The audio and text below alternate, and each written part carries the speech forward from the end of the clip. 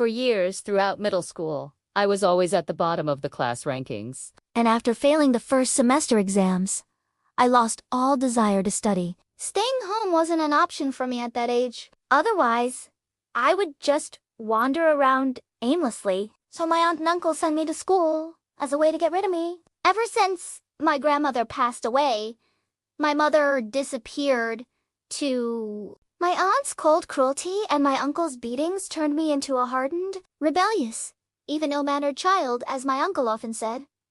But who ever taught me anything? In class, no one wanted to befriend a poor, failing, and irritable kid like me. The teachers gave up after trying and failing to reach me. If it hadn't been for her, I don't know what would have become of my life. She was my 9th grade homeroom teacher.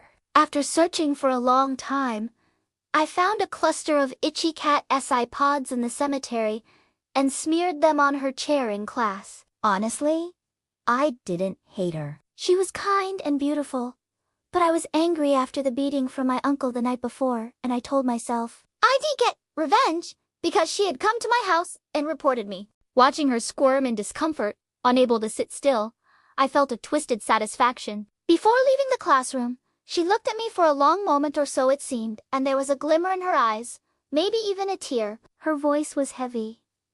"You're all still so young. Mistakes are natural. But whenever you're about to do something, please remember this. It will make me very sad." Those words felt like a punch to the gut.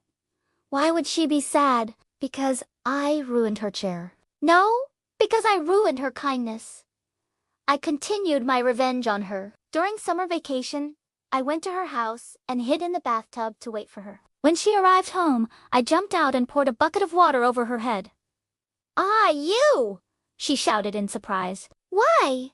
I had no answer. After that, I ran away and never saw her again. When I was in my 3rd year of high school, my grades began to improve little by little, and I became much stronger. I studied and worked alone for more than 15 years, struggling to make ends meet. There were times I felt exhausted when the thought of giving up flickered in my mind. But her eyes and her words from that day would reappear before me. The bowls of porridge with a touch of golden sugar, the cold water she gave me on nights I shivered while studying at her house.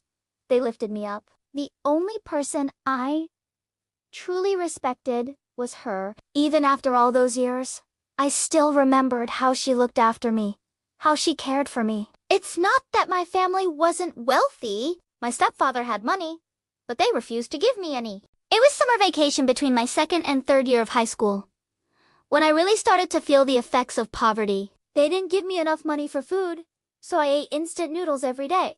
Sometimes I went to bed hungry. I told myself that I would show my family how wrong they were to treat me like that. So I studied desperately. I woke up before sunrise and studied until late at night. My mother remarried when I was 8 and never came back. To me, she was just a vague concept. The only person I truly respected was her. I vowed that one day when I succeeded, I would return and kneel before her to apologize. To tell her that the student she had visited countless times, the one she had to vouch for so he wouldn't be expelled for misbehavior. The one who sat at her house from afternoon until 10 p.m. every night.